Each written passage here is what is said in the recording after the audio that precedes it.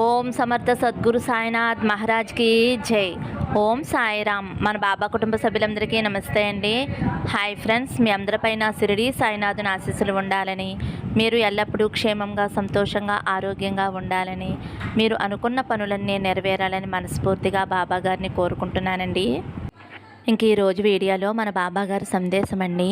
మన బాబాగారు ఏమంటున్నారంటే, తల్లి, నీ కష్టాలకి ఇదే ఆఖరి ఘట్టం. నేను చెప్పేది 2 నిమిషాలు వినమ్మా. ఒక నెంబరు తాకు తల్లి, మంచి శుభవార్త వింటావు అని అయితే మన బాబాగారు ఈరోజు మనందరి కోసం ఒక మంచి సందేశం తీసుకువచ్చారండి. ఫ్రెండ్స్, థంబ్నెయిల్ చూశారు కదండి, 26. ఈ 2 నెంబర్లలో ఒక నెంబర్ అయితే మీరు బాబాగారిని స్మరిస్తూ మనసులో అనుకోండి. బాబాగారు ఏం చెప్పబోతున్నారో బాబాగారి మాటల్లోనే తెలుసుకోండి ఫ్రెండ్స్. చిన్న రిక్వెస్ట్ అండి, మన వీడియోస్కి అయితే ఒక చిన్న లైక్ ఇవ్వండి ఫ్రెండ్స్. అలాగే ఫస్ట్ టైం చూసేవారైతే మన బాబా భక్తి ఛానల్ తప్పకుండా సబ్స్క్రైబ్ చేసుకోండి.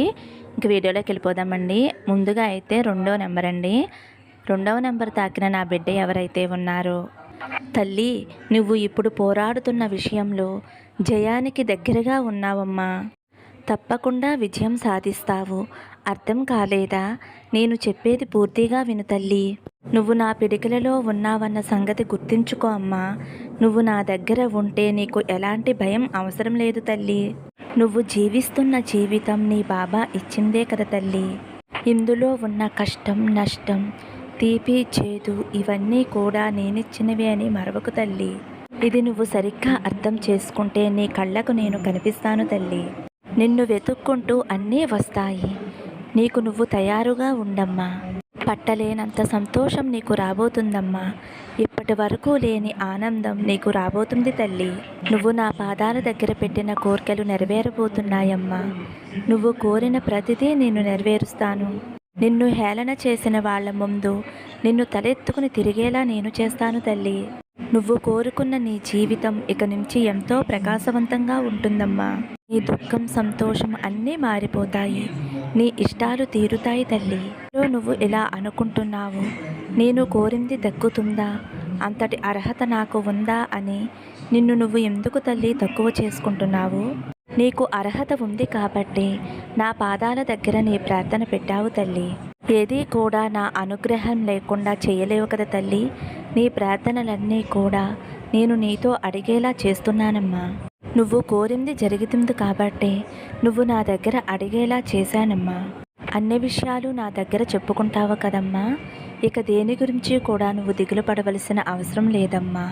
నీకు ఇవ్వాలి అని రాసిపెట్టి ఉంది కాబట్టి నీకు ఏది కావాలో అది నీ దగ్గరకు చేరబోతుందమ్మా. ఇతరుల మనసు గాయపరచకుండా, నొప్పించకుండా ఉండే మనస్తత్వం తల్లి నీది. నువ్వు నా బిడ్డవు కదమ్మా. అందుకనే ఎప్పుడూ కూడా ఇతరుల మనసు నొచ్చుకునేలా మాట్లాడవు తల్లి నువ్వు. అలాంటి నిన్ను గాయపరుస్తానా తల్లి నేను? ధైర్యంగా ఉండు. ఇక నీ జీవితం సాఫీగా సాగుతుంది. అంటే నీ ముందు నేను నడుస్తున్నాను అని అర్థం తల్లి. నీకున్న సమస్యలు, పరిస్థితులు తప్పకుండా మారుతాయి తల్లి. కాలం అనేది ఎప్పుడూ ఒకేలా ఉండదు.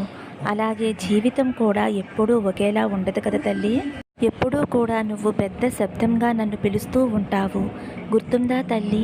నేను కూడా నిశ్శబ్దంగా నిన్ను చూస్తూనే ఉంటానమ్మా. నువ్వు చెప్పేది నేను వింటూ ఉంటాను తల్లి. నువ్వు ఒక బొమ్మవి, నేను నీ నీడను తల్లి. కాబట్టి నీ పరిస్థితి ఏమిటో, నీ స్థితి ఏమిటో అన్నీ నాకు తెలుసమ్మా. దేని గురించి నువ్వు కన్నీరు కార్చవలసిన అవసరం లేదమ్మా. దారి చూపించేందుకు నేను ఉన్నాను కదా తల్లి. నమ్మిన వారిని ఎప్పుడూ కూడా చెయ్య వదలను, చేయి పట్టుకునే ఉంటాను. అలాంటి నా బిడ్డవైన నిన్నెందుకు వదులుతాను తల్లి? నీ ప్రాబ్లమ్స్ అన్నిటికీ కూడా ఒక ముగింపు వచ్చేసిందమ్మా. నీకు ఒక విషయం చెప్పాలి. నీ పోరాటం ముగిసిపోయింది. ఇక మీదట నీ గెలుపు నీ భుజాలపై మోస్తావు తల్లి. ఇంకొక ముఖ్యమైన విషయం నీకు చెప్పాలి తల్లి. కొన్ని విషయాలను నువ్వు జాగ్రత్తగా పాటించాలి. ఎవరైనా నీ దగ్గరకు సాయం కోసం వచ్చినప్పుడు నీకు ఉన్నంతలో వారికి సహాయం చేయి తల్లి. మంచిగా మాట్లాడి పంపించు. వారి మనసు గాయపరిచేలా మాట్లాడవద్దమ్మా. నీ దగ్గర సాయం కోరిన వారికి సహాయం చేస్తే నీ కర్మఫలాలన్నీ కూడా తొలగిపోతాయి. నీ జాతక దోషాలన్నీ తొలగిపోతాయి. కాబట్టి లేని వారికి సహాయం చేయి తల్లి. అడిగిన వారికి సహాయం చెయ్యి. నీకు ఉన్నంతలో మాత్రమే చెయ్యమ్మా. వేసవికాలం వచ్చింది కదా తల్లి. పక్షులకి ఒక గిన్నెలో నీళ్లు పోసి పెట్టు తల్లి, అది నీకు ఎంతో పుణ్యం చేకూరుతుందమ్మా. చెబుతున్నాను తల్లి, నువ్వు విజయానికి చాలా దగ్గరలో ఉన్నావమ్మా. నువ్వు అనుకున్నది సాధించబోతున్నావు. నువ్వు వెళ్ళే దారిలో చిన్న చిన్న పనులు ఎదురవుతాయి. ఆ పనులు నువ్వు పూర్తి చేసుకుంటూ వెళితే నీకు విజయం తప్పకుండా వరిస్తుందమ్మా. నేను చెప్పినవన్నీ కూడా జాగ్రత్తగా పాటించు తల్లి. అతి త్వరలో నీకు జయాన్ని విజయాన్ని అందిస్తానమ్మా. నమ్మకంతో ఉండు తల్లి. నేను ఏ పని చేసినా సరే అందులో విజయం పొందుతాను అనే నమ్మకంతో బాబా నాకు సహాయం చేస్తారు అనే నమ్మకంతో ఉండమ్మా. నమ్మకమే కదా తల్లి మనిషిని ముందుకు నడిపించేది. కాబట్టి ఎప్పుడూ కూడా నీ మీద నమ్మకాన్ని, నా మీద నమ్మకాన్ని వదలకు తల్లి. నువ్వు నడిచే దారిని పూలదారిగా మారుస్తానమ్మా. నీ వెనకాలే నేను ఉంటాను. నువ్వు ఏమాత్రమో కూడా భయపడకుండా ధైర్యంగా సంతోషంగా ఉండు తల్లి. ఫ్రెండ్స్, 2వ నెంబర్ తాకిన వారి గురించి అయితే మన బాబా గారు ఇలా చెప్తున్నారండి. ఇప్పుడు 6వ నెంబర్ అండి. 6వ నెంబర్ తాకిన నా బిడ్డ ఎవరైతే ఉన్నారో, తల్లి జీవితంలో సంతోషాలు అనేవి తక్కువ, బాధలు అనేవి ఎక్కువగా ఉన్నాయి అని అనుకుంటున్నావు కదమ్మా. చెట్టుకి ఆకులు ఎక్కువ, కానీ చెట్టుకు పూసే పువ్వులు చాలా తక్కువ. కానీ అందరూ ఏమి చూస్తారమ్మా, చెట్టుకు ఉన్న పువ్వులు మాత్రమే చూస్తారు, ఆకులను ఎవ్వరూ పట్టించుకోరు. కాబట్టి తల్లి, నువ్వు కష్టాల గురించి ఆలోచించకుండా రాబోయే సంతోషాల గురించి మాత్రమే ఆలోచించమ్మా. ఈ రోజుల్లో ఏ బంధము కూడా అంత గొప్పది కాదు తల్లి. మనతో అవసరం ఉన్నంత వరకే బంధమైనా బంధుత్వమైనా. అవసరం తీరిపోతే ఏ బంధమైనా భారమే అవుతుందమ్మా. అపార్థం చేసుకోవటానికి అరక్షణం సరిపోతుంది తల్లి, కానీ అది అబద్ధం అని తెలుస్తుంది చూసావా. అలా తెలిసినప్పుడే క్షమించటానికి జీవితకాలం సరిపోదు. అర్థమైంది కదా తల్లి.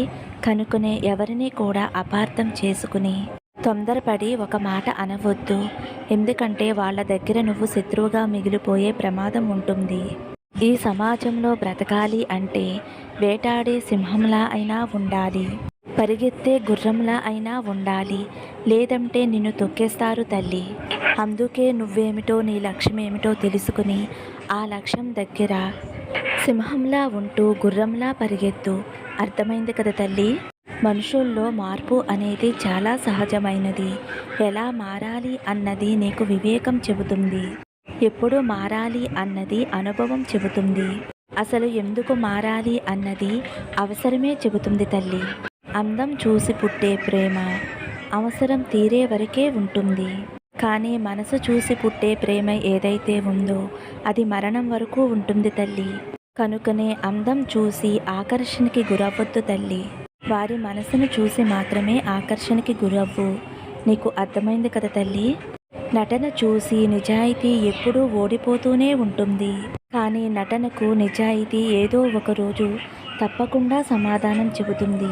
నీ దగ్గర ఎంతమంది నటిస్తూ ఉన్నా కానీ నీ దగ్గర ఉన్న నిజాయితీ ఏదో ఒకరోజు సమాధానం చెబుతుంది.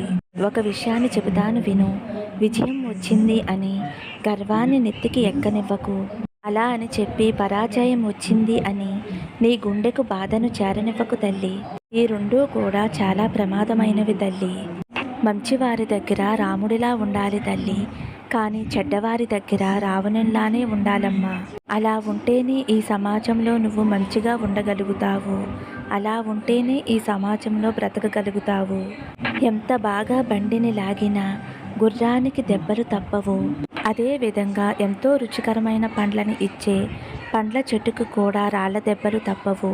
ఎంత గొప్పవాడిగా ఎదిగినా కొందరి విమర్శలు అనేవి తప్పవు. ఇదేనమ్మా జీవితం యొక్క సత్యం. ఇది నువ్వు గుర్తుంచుకో తల్లి. నువ్వు ఎలాంటి తప్పు చేయనప్పుడు ఎందుకు భయపడుతున్నావు? తప్పు చేసిన వాడు కాలర్ ఎగరేసుకుని తిరుగుతున్నాడు. నువ్వు ఏ తప్పు చేయనప్పుడు ఒకరికి భయపడవలసిన అవసరం లేదు. నువ్వు ఎప్పుడూ కూడా భయపడవద్దు తల్లి. ప్రపంచంలో ఇద్దరు సుఖంగా ఉంటారు. వారు ఎవరో చెప్పనా తల్లి? తిన్న ఆహారం 5 నిమిషాల్లో అరిగిపోయి ఉన్న వెంటనే 5 నిమిషాల్లో నిద్ర పట్టేవారే అసలైన అదృష్టవంతులు. అంటే చాలా మందికి డబ్బు ఉన్నా కానీ తినే యోగం ఉండదు. ఒకవేళ తిన్నా అరగదు. అదేవిధంగా ఎన్నో టెన్షన్స్ వల్ల నిద్ర కూడా పట్టదు. అందుకే ఎప్పుడూ కూడా ప్రశాంతంగా ఉండు తల్లి. తిన్న అన్నం అరుగుతుంది, ప్రశాంతమైన నిద్ర పడుతుంది. ఇప్పుడే నీ జీవితంలో అన్ని ఐశ్వర్యాలు ఉన్నవాడి కంటే నువ్వే గొప్ప అదృష్టవంతురాలివి అవుతావు. ఇది గుర్తుంచుకో తల్లి. నీ మంచి కోరి నిన్ను దండించేవారు ఉంటారు చూశావా? నీ ముందు పొగిడి నిన్ను దెబ్బతీసేవారి కంటే నిన్ను మందలించి నీ మేలు కోరేవారే నీకు జీవితంలో ఎప్పుడూ కూడా సహాయపడతారు. కాబట్టి తల్లి, పొగిడే వారిని నమ్మకు, దండించే వారిని ఎప్పుడూ దూరం చేసుకోకు. విజయం అనేది ఒక యాక్సిడెంట్లా రాదు తల్లి. ఎన్నో అపజయాలను చూస్తేనే విజయం అనేది వస్తుందమ్మా. మన దేశంలో మనిషిని మనిషిలా చూసేది ఈ భూమి ఒకటే తల్లి. ఎందుకంటే ఏ కులపోడు పండించినా మంచిగా పండుతుంది, ఏ కులపోడు చనిపోయినా తనలో కలిపేసుకుంటుంది. నిజమైన సత్యం కదా తల్లి. అలాగే నువ్వు ఇష్టపడే డబ్బు ఏదైతే ఉందో ఆ డబ్బును నువ్వు చాలా జాగ్రత్తగా వాడుకుంటే అది నిన్ను కష్టకాలంలో ఆదుకుంటుంది. కానీ నువ్వు ఆ డబ్బుని విచ్చలవిడిగా వాడితే జీవితంలో ఏదైనా ఆపద వచ్చినప్పుడు నిన్ను ఇరకాటంలో పాడేస్తుంది. ఆపద నుండి బయటపడేందుకు చేతిలో డబ్బు ఉండదు. ఈ డబ్బు అనేది చాలా జాగ్రత్తగా వాడుకోవాలి తల్లి. ఈ విషయాన్ని నువ్వు గుర్తుపెట్టుకో అమ్మా.